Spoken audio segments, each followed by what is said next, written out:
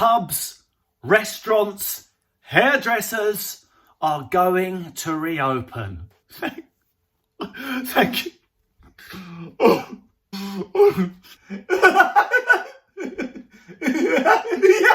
I am buzzing like a housewife's toy drawer at the thought of it. Like many of you, I have safety concerns that I no longer care about. Just a month ago, I would have been on my high horse. My saddle would be so high, I would be vomiting with altitude sickness, judging other people. You're opening too early, man.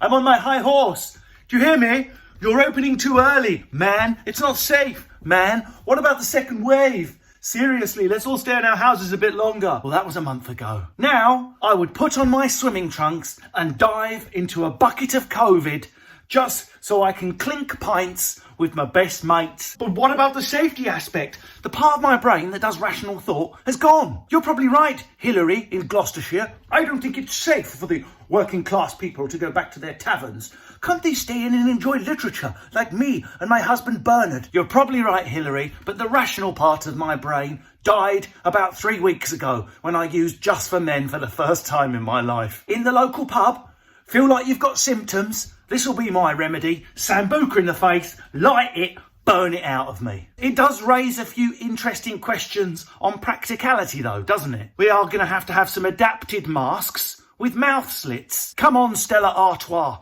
Where's your branded PPE? 1 pint on either side like a 1980s ironic beer hat, pipes going inside the mask, sucking the beer. Lads, girls, you could just sellotape 2 miniature bottles of Chardonnay, 1 to each side of your forehead, like a pisshead reindeer, with 2 straws coming down the inside of your mouth and a pink, vajazzled, glittery mask. I've vajazzled my whole face and PPE mask, and I can just suck the Chardonnay in. Boris, thank you, and the other one that's in charge of the red ones, the one that looks like the guy from Spandau Ballet. Gold, gold. Redistribute the gold more fairly. They're all patting each other on the back, all agreeing. Not literally though. If you pat someone on the back, that's breaking social distancing. But it does make me wonder if any of them have been to a real boozer. I'm sure at the beginning of the evening, we're all doing our 2 metre or 1 metre plus. What the fuck does 1 metre plus mean? I'm sure we'll all start doing it at the beginning of the night. Right, all right, lads, let's all stand at our 1 metre for our first pint, second pint, third pint, fourth pint, shots. Lock in 1 metre. Pour a shot in my bumhole, Gary. Down it. I'm going to eat some pork scratchings out of Leanne's tits while she gives a hand job to the barman. England is coming home. It's coming. Drinking's coming home. This is the United Kingdom. You'll start the night 1 metre plus apart and you'll finish it in a friggin' conga, breathing in the COVID juice of someone called Lee, who you've never spoke to in your life, but you can get your cheap tiles from a good contact. It's coming out. I can't wait to see it in restaurants. So let's think this through. We need to face each other. So how are you going to do a table for 4 then?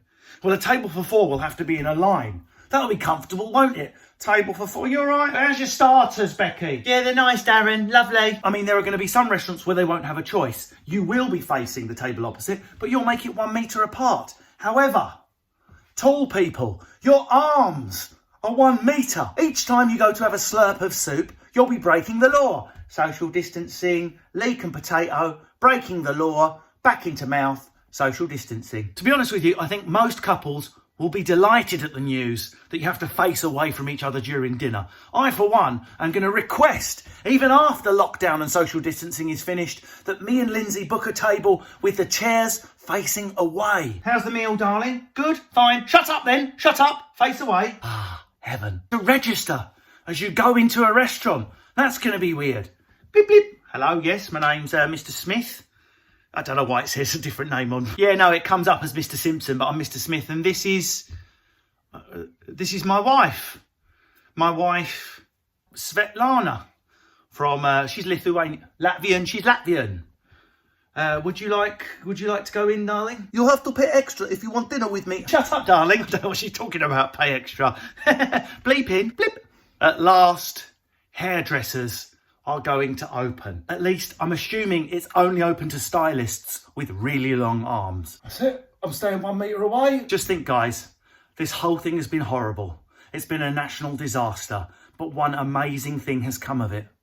For one glorious summer, when that person cuts your hair, They'll have a mask on their face and they won't be able to speak properly. For the first time in haircutting history, we do not have to listen to your shit, unending stories. Obviously, I don't include my hairdresser in what I've just said. Every single story he tells, totally fascinating. Right, I'm off out for a drive in a car on my own with a mask on. Why? Because I'm a fucking bellend that doesn't understand science. I breathed on myself. Grow up.